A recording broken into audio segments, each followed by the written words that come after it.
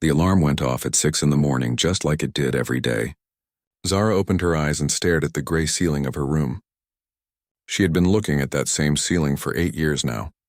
Every crack, every mark on the surface was familiar to her. She knew them better than she knew her own face. She sat up slowly on her bed. The metal frame creaked under her weight. Her room was small and plain. There was a bed, a desk with a computer screen, and a small bathroom through a sliding door. The walls were white and smooth.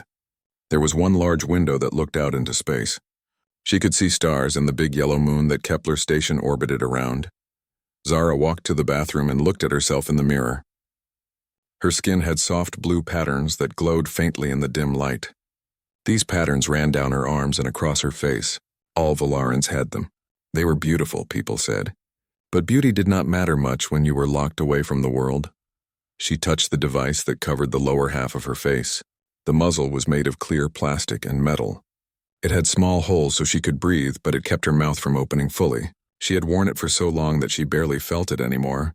Sometimes she forgot it was there. Then she would catch her reflection and remember why she needed it. Zara went back to her desk and turned on the computer screen. A message was waiting for her. It was from Dr. Cooper, one of the station's medical staff. He wanted to run more tests today. Blood samples again. They were always taking blood samples, trying to find some way to fix her condition. She typed back a simple yes. What else could she say? It was not like she had other plans. The door to her room had a small window.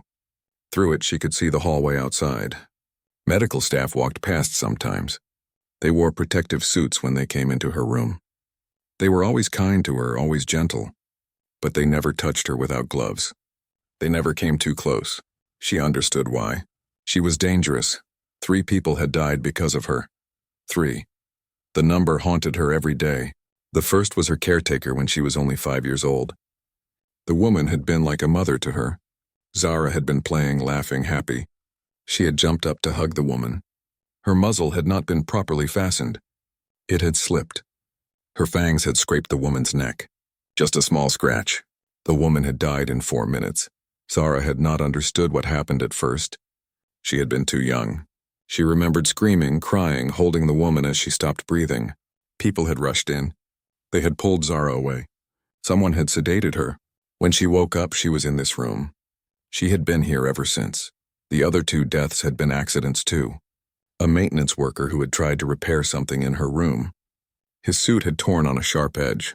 She had tried to warn him to leave, but he had not understood her typed message in time.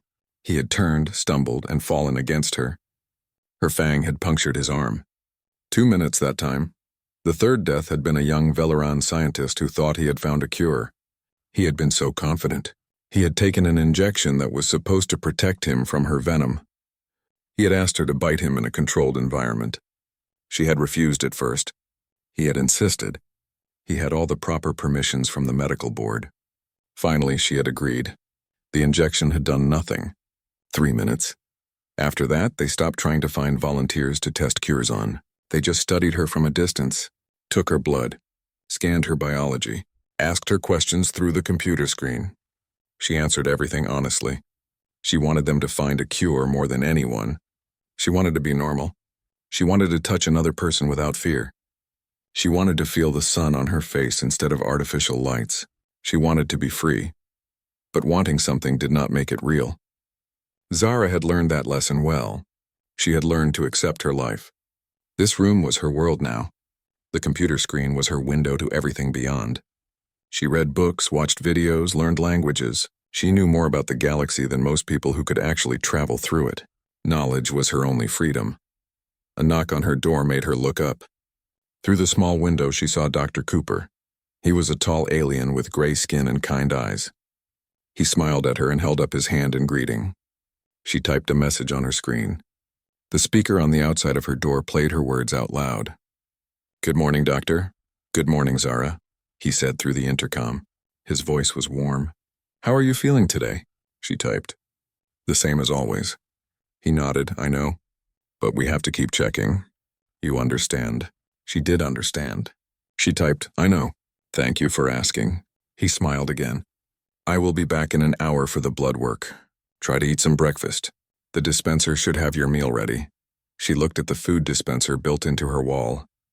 A tray had appeared while she was typing. She walked over and picked it up. The food was nutritious but bland. Everything tasted the same after a while. She ate anyway. Her body needed fuel even if her mind did not care about the flavor. After breakfast, she sat by the window. This was her favorite time of day. The station was in its morning cycle. The mining ships would be going out to the moon's surface. She could see them launching from the docking bays below, small bright lights moving through the darkness of space. Each one carried workers who would spend their day harvesting minerals from the moon's crust. Zara wondered what it would be like to work on one of those ships. To have a job. To be part of a team. To matter to someone. She knew she would never find out. Her condition made her too dangerous. Even if they found a cure tomorrow, who would trust her? Who would want to work with someone who had killed 3 people? The computer screen beeped. She had a new message. It was from Administrator Vex, the person in charge of the entire station. She felt a small flutter of worry. Vex rarely contacted her directly. She opened the message and read it. We will have visitors this week. A human ship is coming for repairs. Stay in your quarters and follow all safety protocols. Do not attempt to communicate with the crew. Humans. Zara had read about them. They were new to the galactic community. Their planet was called Earth. They had only been traveling through space for a few decades. Most species had been doing it for thousands of years. Humans were curious and brave, sometimes too brave for their own good. The report said they took risks that other species would never take. She typed back a simple confirmation. Understood. She would follow the rules. She always followed the rules. What choice did she have? Breaking the rules meant hurting people. She had hurt enough people already. The thought of causing another death made her feel sick. Dr. Cooper returned exactly 1 hour later as promised. He was wearing his protective suit and carrying his medical kit. She held out her arm and looked away as he took the blood sample. The needle did not hurt much. She had been through this hundreds of times. He worked quickly and efficiently. All done, he said. You did great as always, she typed. Will you find anything different this time? He paused before answering. Probably not, but we keep trying. She appreciated his honesty. Most people would have given her false hope. He just told her the truth. She typed. Thank you. He looked at her for a long moment. His expression was sad. You are a good person, Zara. I hope you know that. What happened was not your fault. She wanted to believe him, but 3 people were still dead. After he left, she returned to her window. A new ship was approaching the station. It was different from the mining vessels, larger, more advanced looking. It had writing on the side in a language she recognized from her studies. English. This must be the human ship. She watched it dock at one of the main bays. Small figures moved around the ship. From this distance, she could not see them clearly, but she knew they were humans. She felt a strange curiosity about them. What were they like? Would they be afraid of her if they knew she existed? Would they think she was a monster like everyone else did? She would probably never find out. They would do their repairs and leave. She would stay here in her room. That was how it always went. Zara touched the muzzle on her face. The metal was cool against her fingers. This device was her prison and her protection. It kept others safe from her, but it also kept her safe from the pain of hurting anyone else. She turned away from the window and went back to her computer. There were books to read, lessons to study, a whole universe to learn about, even if she could never be part of it. Jake Martinez whistled as he walked through the corridors of Kepler Station. The tune was an old song from Earth, something his mother used to play when he was a kid. He carried his toolkit in one hand and a portable scanner in the other. The station's environmental systems needed fixing, and he was the best engineer on the frontier's edge. At least that was what he told everyone. The station was bigger than he expected. Much bigger. Corridors branched off in every direction. Signs on the walls were in at least 4 different languages. He could read 2 of them. The other 2 looked like patterns of dots and lines. Alien languages always fascinated him. Back on Earth, learning Spanish and Mandarin had been hard enough. Out here, there were hundreds of languages to learn. He stopped at a junction and checked his scanner. The environmental control panel should be somewhere around here. He turned left and walked down a narrower hallway. This part of the station seemed older. The walls had more wear. The lights were dimmer. He liked these older sections. They had character. The new parts all looked the same. A small service bot rolled past him, cleaning the floor. It beeped at him in greeting. He beeped back, even though it probably did not understand. He just liked being friendly. His captain always said he was too friendly for his own good. She was probably right. He had a habit of talking to everyone, including maintenance bots. Jake found the control panel behind a wall access door. He set down his kit and got to work. The problem was simple. A power relay had burned out. Easy fix. He had it replaced in 20 minutes. While he worked, he thought about home. Earth seemed very far away right now. 3 years he had been traveling through space. 3 years since he had seen a real tree or breathed air that did not come through filters. But he did not regret it. Space was amazing. Every new station, every new planet, every new alien species was an adventure. His friends back home worked in offices or factories. They did the same thing every day. Jake got to fix starship engines and explore the galaxy. He had the better deal, no question about it. He finished the repair and tested the system. Everything worked perfectly. The airflow was back to normal. Temperature control was stable. He packed up his tools and stood up. That was when he noticed something odd. There was another corridor behind the control panel. It was hidden behind some equipment. The entrance was blocked by a simple security door. Jake looked at the door. A sign on it said restricted area in 3 languages, medical quarantine. He should leave it alone. He knew that. But curiosity was his biggest weakness. What was back there? Why was it quarantined? Was someone sick? Or was it something more interesting? He checked his scanner. The security lock on the door was basic. Very basic. He could open it in about 30 seconds. Nobody would even know he had been there. He looked around. The corridor was empty. No cameras that he could see. Just a quick look. That was all. Just to satisfy his curiosity. Jake pulled out a small device from his kit. It was technically against regulations to have it. But it was useful for situations like this. He held it up to the lock. The device hummed softly. Numbers scrolled across its tiny screen. 10 seconds later, the lock clicked open. The door slid to the side with a soft hiss. The corridor beyond was clean and bright. Very bright. Medical lighting. The kind that made everything look harsh and sterile. He stepped inside. The door closed behind him. He walked forward slowly, looking around. There were several doors along the corridor. All of them were labeled storage, equipment, testing lab. Then he saw one that was different. Living quarters. Living quarters in a medical quarantine? That was strange. He walked up to that door. It had a small window. He looked through it. What he saw made him stop and stare. There was a girl inside. She looked young, maybe his age or a little younger. She was sitting in a chair by a large window looking out at space. Her skin had these beautiful, glowing blue patterns. He had never seen anything like it.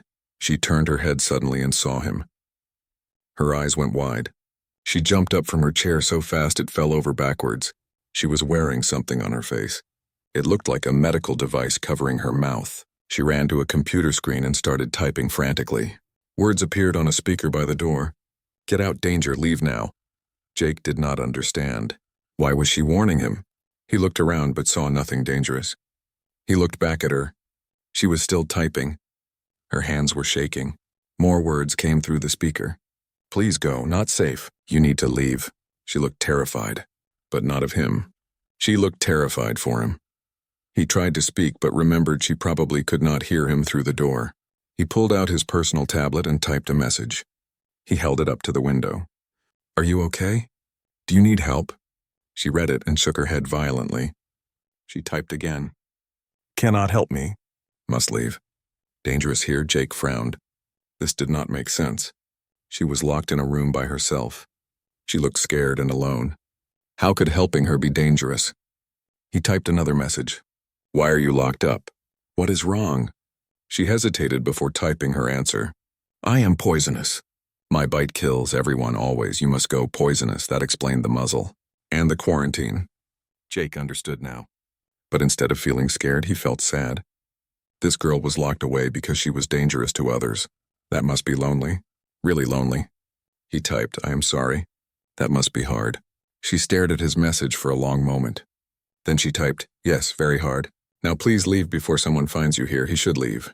He knew that. But something made him stay. Maybe it was the loneliness in her eyes. Maybe it was the fact that she was more worried about him than herself. He typed, "My name is Jake, what is yours?" She looked surprised. She typed slowly, "Zara." "Why do you want to know?"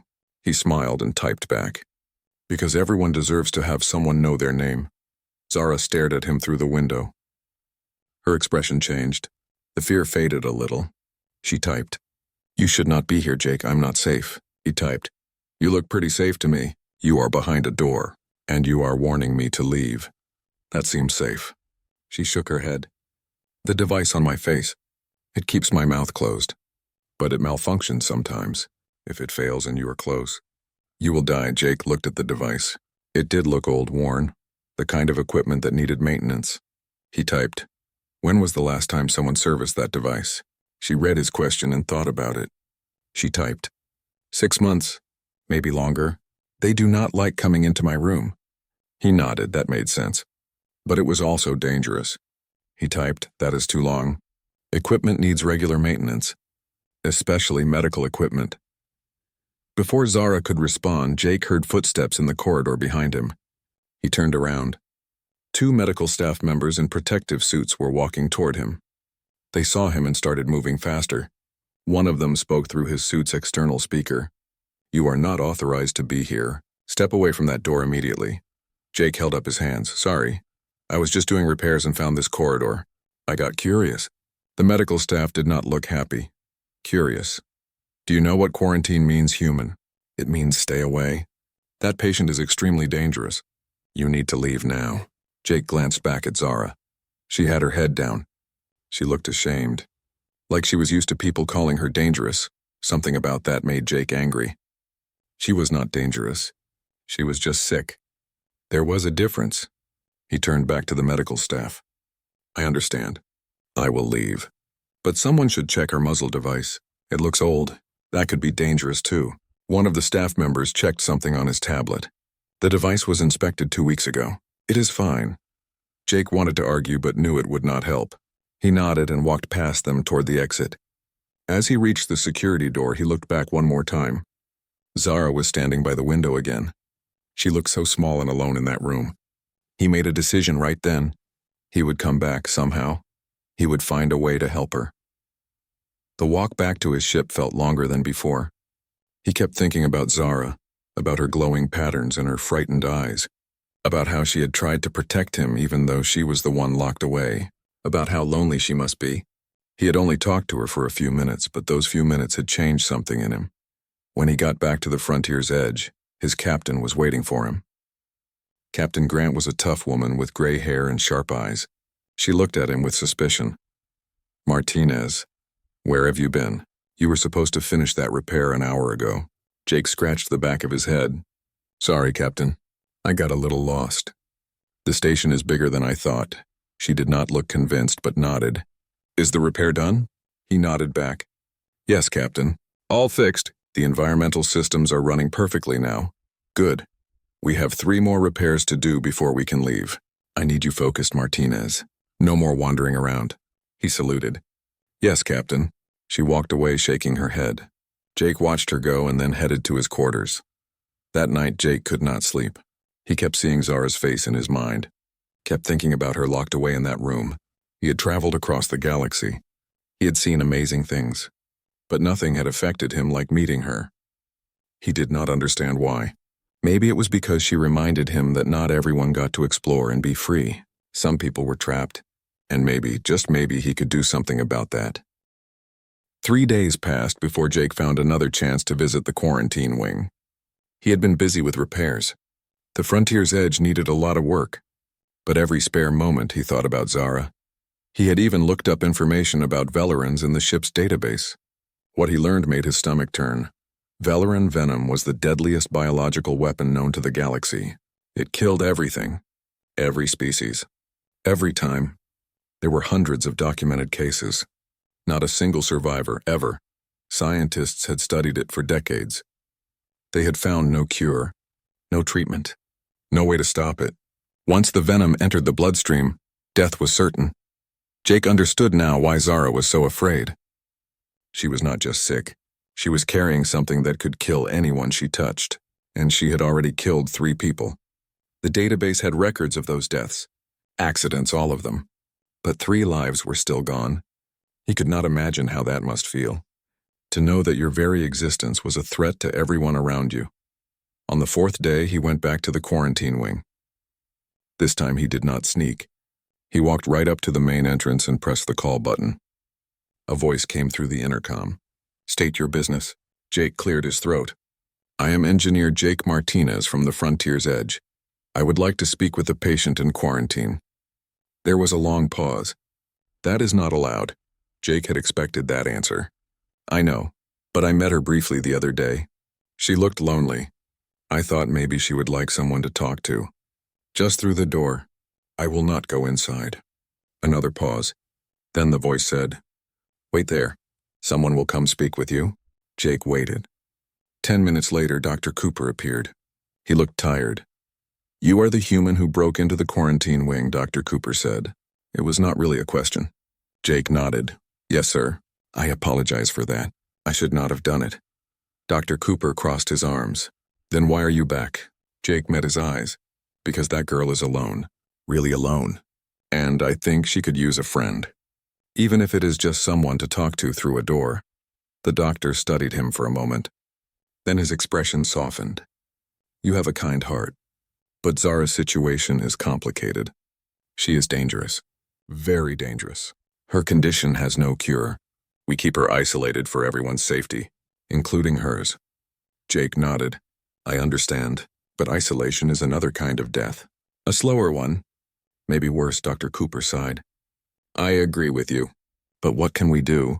We cannot let her interact with people normally. One mistake and someone dies." Jake thought about it. "What if I talk to her through the intercom, like you do?" No physical contact. Just conversation. The doctor hesitated. Then he said, "I will allow it. But only for 30 minutes, and only if Zara agrees." They walked to Zara's door together. Dr. Cooper spoke through the intercom. "Zara, you have a visitor, the human from before Jake. He wants to talk with you. Are you comfortable with that?" Jake could see Zara through the window. She looked surprised. She went to her computer and typed, "Why would he want to talk to me?" Dr. Cooper looked at Jake. He smiled and spoke into the intercom. "Because I think you seem interesting."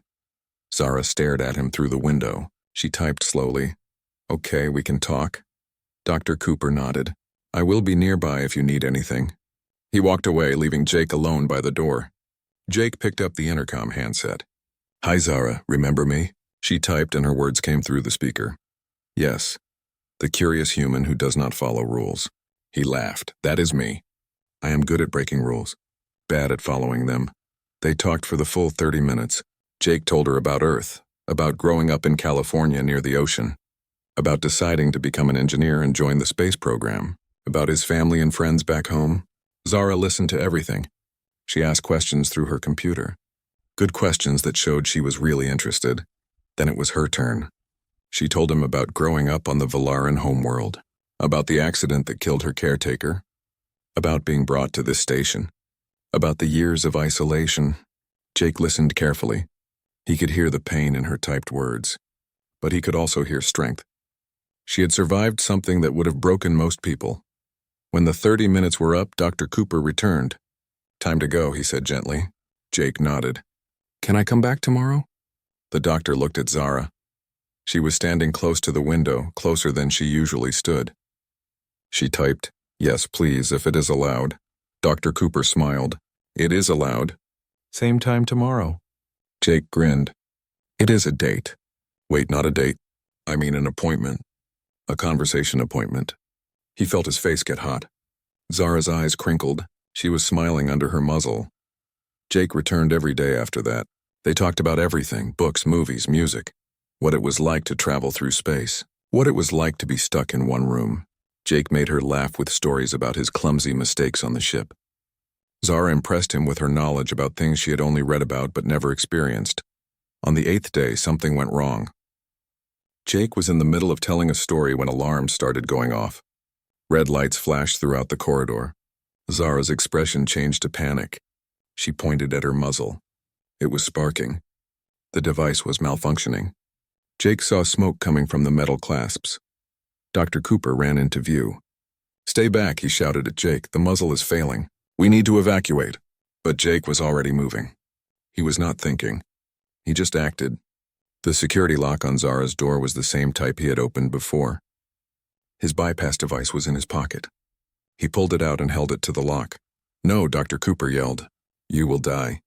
Jake ignored him. The lock clicked open. He pushed through the door. Zara backed away from him, shaking her head frantically. Her muzzle fell away completely.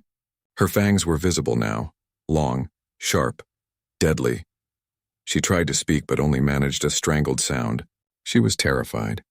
Not for herself. For him. "I'm going to help you," Jake said firmly.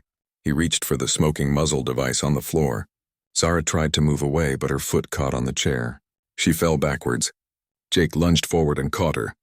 His reflexes were good. He kept her from hitting the floor. But as he caught her, her head turned. Her fang scraped his forearm. Just a small cut. Barely anything. But it was enough. The room went silent. Zara stared at the small wound on Jake's arm. Blood welled up from 2 tiny puncture marks. Her venom was in his bloodstream now. She watched his face, waiting for the signs. The convulsions would start in 30 seconds. Then the paralysis. Then death. It always happened the same way. Always. She wanted to scream but could not make herself move. Jake looked at his arm. Then he looked at her. He did not seem scared.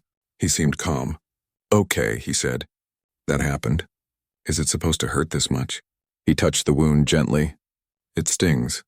Kind of like a bee sting." Zara just stared at him. 30 seconds had passed. He was still standing. Still talking. Still alive.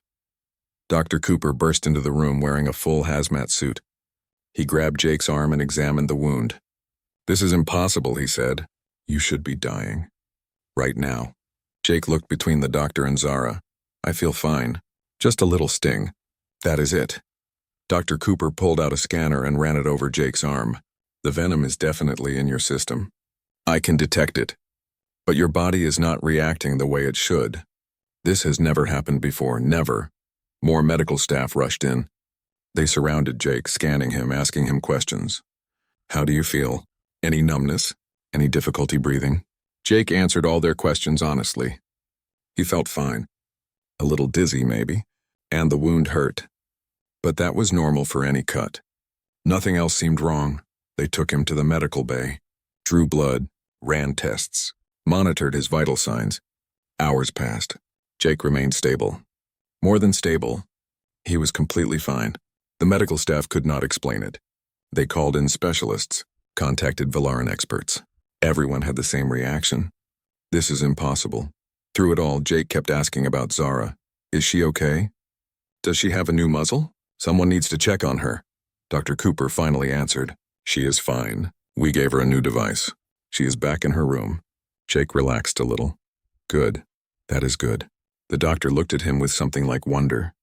"You just survived something that has killed hundreds of beings, and you are worried about her?" Jake shrugged.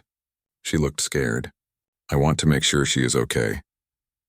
By the next morning, Jake felt completely normal. The wound on his arm was healing. The dizziness was gone. It was like nothing had happened. But something had happened. Something that would change everything. For the first time in galactic history, someone had survived Valaran venom. And that someone was human. The news spread through Kepler Station like wildfire. A human had survived Valaran venom. Scientists from every species wanted to study Jake. The Valaran government sent their best researchers. Even the Galactic Medical Council dispatched a team. Everyone wanted to understand how this was possible. Dr. Cooper led the investigation. He worked almost without sleep for 3 days straight. Running tests, comparing data, analyzing samples. Jake cooperated with everything. He gave blood samples until his arms were covered in needle marks. He answered the same questions over and over. He did not complain. He knew this was important. But every chance he got, Jake asked about Zara.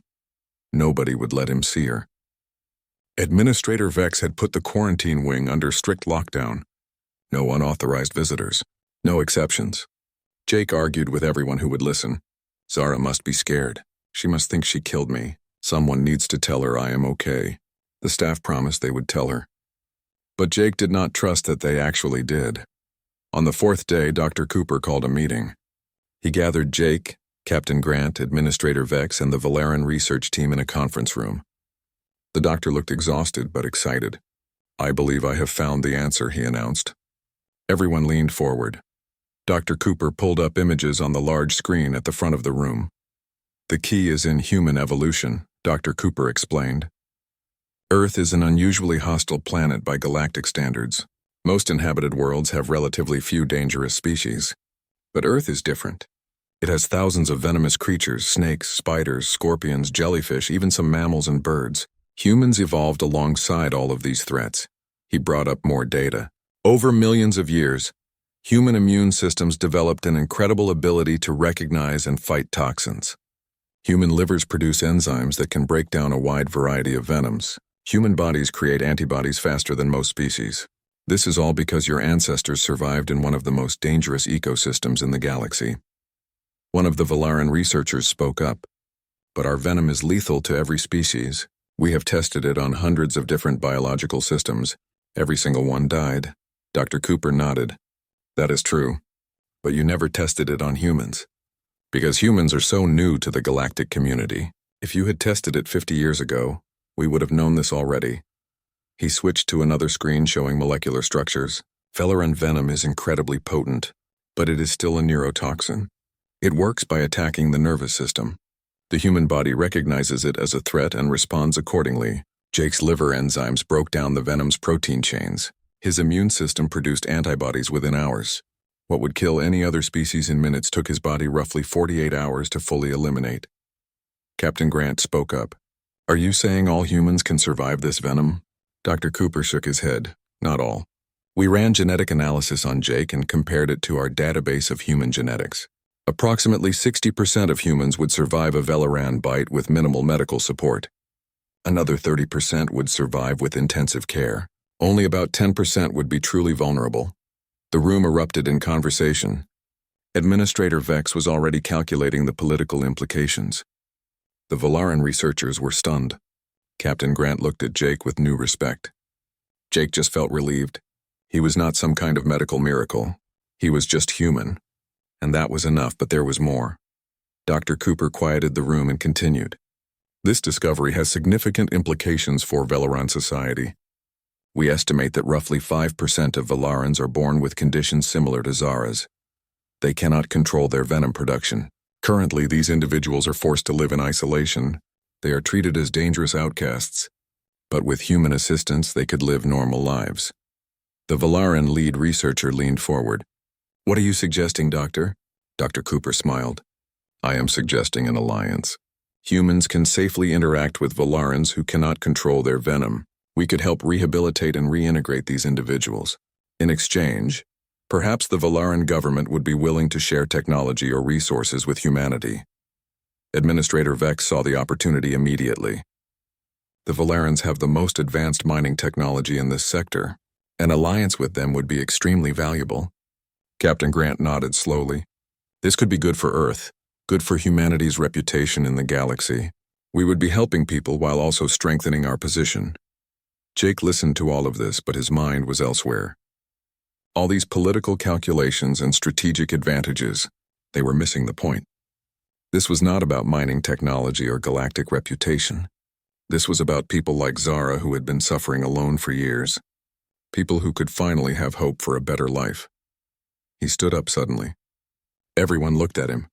"With all due respect," Jake said, "all this talk about alliances and technology is great, but there is someone in the quarantine wing right now who thinks she killed me. Someone who has been alone for 8 years. Someone who finally has a chance at freedom. Can we maybe focus on helping her first? Then we can worry about politics later." The room fell silent. Dr. Cooper looked at Jake with approval. "You are absolutely right. Zara should be our priority. Administrator Vex, I request permission to allow Jake to visit with her, to show her that he survived, to give her hope." Vex hesitated, then nodded. "Permission granted, but I want full medical monitoring, and I want detailed reports on her psychological response to this news." Jake did not wait for more discussion. He left the conference room immediately. Dr. Cooper followed him. They walked quickly through the station corridors. When they reached the quarantine wing, the guards let them through without question. Jake practically ran to Zara's door. She was sitting on her bed with her back to the door. She was not moving, just sitting there staring at the wall. Her new muzzle was in place. She looked smaller than before, defeated. Jake picked up the intercom. "Zara?" She did not move. "Zara, it is me, Jake." She turned slowly. When she saw him standing there alive and healthy, her eyes went wide. She jumped up and ran to her computer. Typed frantically, "How you should be dead. I killed you." Jake smiled. "Nope, still alive. Turns out humans are tougher than everyone thought." She stared at him. Kept typing. "But the venom. I felt it enter your blood. Nobody survives my venom, nobody." He held up his arm. The wound was almost healed. "See, just a scratch. I am fine." Zara sank down into her chair. Her whole body was shaking. She typed slowly. "I thought I killed you. I thought it was happening again. Another person dead because of me." Jake felt his chest tighten. He wished he could go in there and hug her, but the door was still locked. "I am sorry they did not tell you sooner. I tried to get them to let you know. They would not let me see you." She looked up at him. Typed. "Why did you come into my room? You knew I was dangerous. You had read the reports. Why would you risk your life like that?" Jake thought about how to answer. Then he said, "Because your muzzle was failing, and you were scared. And nobody should have to be that scared alone." She stared at him for a long moment. Then typed, "You are very strange, Jake." He laughed. "I get that a lot. But strange in a good way, I hope." She typed, "Yes, in a good way." Then she asked, "What happens now? They will keep studying you?" Jake shook his head. "They already studied me enough. They know why I survived. It is because I am human. And here is the best part. Most humans would survive your venom, which means you do not have to be alone anymore." Zara read his words 3 times. Then she looked at him with an expression he could not quite read. Type. "What does that mean?" Jake grinned. "It means we are going to get you out of this room. We are going to find you a place where you can live without fear, where you can have friends and go outside and do all the things you have missed. It means you get to have a life, Zara, a real life." For the first time since Jake had met her, Zara's eyes filled with tears. She covered her face with her hands. Her shoulders shook. Jake wished more than anything that he could be in there with her, that he could tell her everything would be okay. But all he could do was stand outside the door and wait for her to believe that maybe, just maybe, the impossible had become possible. 2 weeks later, everything had changed. The Valaran government had sent representatives to Kepler Station. They met with Captain Grant and the human diplomatic team. Negotiations happened quickly. The Valarans were desperate to help their people who lived in isolation. Humanity was eager to establish good relations with an advanced civilization. Everyone wanted this alliance to work. The agreement was simple. Humanity would accept Valaran individuals who could not control their venom.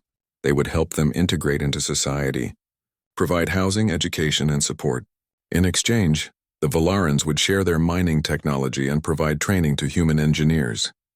They would also establish trade routes and offer protection in certain sectors of space. But before any of that could happen, Zara needed to leave her room. Dr. Cooper worked with the medical team to create a plan. They would start slowly. First, Zara would spend time in a larger quarantine area with human staff. Then she would move to a supervised apartment. Eventually, if everything went well, she would be cleared to live independently. Jake volunteered to be one of the staff members who worked with her. Captain Grant approved it immediately. "You have a gift for this, Martinez," she told him. "Maybe you missed your calling. Maybe you should be a diplomat instead of an engineer." Jake shrugged. "I just want to help." She smiled. "That is exactly what makes a good diplomat." The day Zara left her room was terrifying for her. Jake could see it in her eyes. She stood at the door for 10 minutes before she could make herself step through. When she finally did, she walked very slowly, like the floor might disappear under her feet. Jake stayed close but gave her space. He knew this was hard for her. The new quarantine area was much bigger than her room. It had a kitchen area, a living space, and even a small garden. Real plants growing under artificial sunlight. Zara saw them and stopped walking. She stared at the plants for a long time. Then she walked over and gently touched a leaf. Her hands were shaking. "Have you ever touched a plant before?" Jake asked quietly. She shook her head. Only pictures. Only screens. Over the next few days, Zara slowly adjusted to her new space. She still wore her muzzle. That would take more time to overcome. But she was learning to trust the humans around her, learning that she could exist in the same space as other beings without disaster happening. Jake visited her every day. Sometimes they talked. Sometimes they just sat together in comfortable silence. Other humans started visiting too. Dr. Cooper came to check on her medical progress. A woman named Katie from the frontier's edge came to teach her about human culture. A man named Peter brought books and helped her practice speaking English. Zara was overwhelmed at first. So many people, so much interaction, but gradually she started to relax. 3 weeks after leaving her room, Zara did something brave. She asked Dr. Cooper if she could try removing her muzzle, just for a few minutes, with only human staff present. The doctor agreed but insisted on full safety protocols. Medical team standing by, emergency equipment ready. Everyone knew the risk they were taking. Jake, Katie, and Peter were there when she did it. Zara's hands trembled as she reached for the clasps. She looked at each of them. Are you sure? You could leave. I would understand. Jake spoke for all of them. We are sure. We trust you, Zara. She took a deep breath and unfastened the muzzle. It fell away from her face. For the first time in 8 years, her face was completely visible. She was beautiful. Her features were delicate and symmetrical. Her skin patterns glowed brighter without the muzzle blocking them. But what struck Jake most was her expression. Without the device covering half her face, he could see how expressive she was, how much emotion showed in every small movement. She touched her own face with wonder as if rediscovering herself. Then she did something even braver. She tried to speak. Her voice was rough from years of not using it properly. The sounds came out awkward and broken. But they were words. Human words. Thank you, she said. The accent was strange. The pronunciation was off. But it was the most beautiful thing Jake had ever heard. Katie started crying. Peter grinned widely. Jake felt his own eyes getting wet. You are welcome, Jake said. Zara smiled. A real smile, not hidden behind a device, not constrained by fear, just a genuine happy smile. In that moment, Jake knew everything they had gone through was worth it. Every test, every negotiation, every risk, all of it was worth seeing that smile. The following month brought more changes. Captain Grant received orders from Earth. The frontier's edge was to return home with Zara and 5 other Velerans who had been identified as needing help. They would be the first group to participate in the new integration program. Earth was preparing facilities to welcome them. Scientists, doctors, and social workers were being trained on Velaran culture and needs. Jake made a decision during that month. He requested a transfer. He wanted to work with the Velaran integration program full-time. Captain Grant was not surprised. I saw this coming, she said. You have found your purpose, Martinez. Engineering was just how you got here. Your real calling is helping people. He nodded. I think you are right, Captain. She signed the transfer papers without hesitation. The day they left Kepler Station was emotional. Administrator Vex came to see them off. Even he seemed moved by what had happened. You have accomplished something remarkable here, he told Jake. You have changed lives, maybe even changed the future of 2 species. Jake shook his hand. I just did what anyone should do. I helped someone who needed help. Vex smiled. That is exactly why it is remarkable. Not enough people do what anyone should do. Zara walked onto the frontier's edge without her muzzle. Other crew members saw her and waved. Some smiled. Some said hello. Nobody looked afraid. Nobody backed away. She walked through the corridors freely. When she reached the observation deck, she stopped and looked out at the stars. The view from here was different than from her old room. Not because the stars had changed, but because she was free to see them. Jake found her there an hour later. She was still standing at the window. He walked up beside her. Ready for the jump to faster than light? He asked. She nodded. I have never traveled through space before. Not really. Being on a station is not the same. He grinned. You are going to love it. The stars stretch out and everything becomes light. It is amazing. She looked at him. Will you stay with me? During the jump, he nodded. Of course. The ship's announcement system crackled to life. All personnel prepare for jump. Secure all stations. Jump in 60 seconds. Zara grabbed onto the railing by the window. Jake stood next to her. Close but not touching, not yet. They had time for that later. Right now it was enough just to stand together watching the stars. 30 seconds. Zara glanced at Jake. "I am scared," she admitted. He smiled. "That is okay. Scared means you are trying something new, something important." She thought about that, then nodded. "Yes, something important." 20 seconds. The lights on the ship dimmed. Power was being redirected to the engines. 10 seconds. Zara reached out and touched Jake's hand, just her fingertips against his. He did not pull away. 5, 4, 3, 2, 1. The ship jumped. Space outside the window exploded into ribbons of light. Colors that did not have names streaked past them. The sensation was strange, like falling and flying at the same time. Zara gasped. Then she laughed. Actually laughed out loud, a sound of pure joy.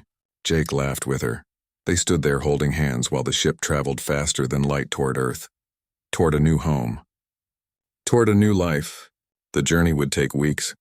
There would be challenges ahead. Integration would not be easy. There would be setbacks and difficulties. But for the first time in 8 years, Zara was not facing the future alone. And that made all the difference. Katie joined them at the window a few minutes later, then Peter, then Dr. Cooper. Soon there were a dozen crew members gathered there, all of them watching the light show, all of them celebrating this moment. This victory, not just for Zara, but for everyone who had ever been told they were too dangerous, too different, too broken to be fixed. Zara looked around at all these people, these humans who had changed everything. They had not found a cure for her condition.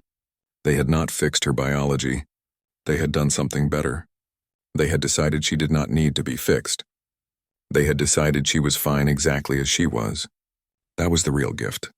Not immunity to her venom, but acceptance of who she was. Jake squeezed her hand gently. "You okay?" he asked. She nodded. "More than okay. For the first time in my life, I am more than okay." He smiled at her. "Good, because you deserve to be." She looked back out at the stars stretching into infinity. Yes, she thought. Maybe I do. Maybe everyone does. Maybe that was the real lesson here. Not that humans were special, but that everyone deserved a chance at happiness, even the dangerous ones, especially the dangerous ones. The ship flew on through the cosmos, carrying its precious cargo toward Earth, toward hope, toward home. Behind them, Kepler Station grew smaller and smaller. That place of isolation and fear, that place where Zara had spent so many years alone. It was part of her past now, just a memory. The future was ahead of them, bright and uncertain and full of possibilities. And if the future was uncertain, well, that was okay. Uncertain meant anything could happen. Anything at all. Including good things. Including beautiful things. Including things that everyone said were impossible. Jake had survived. He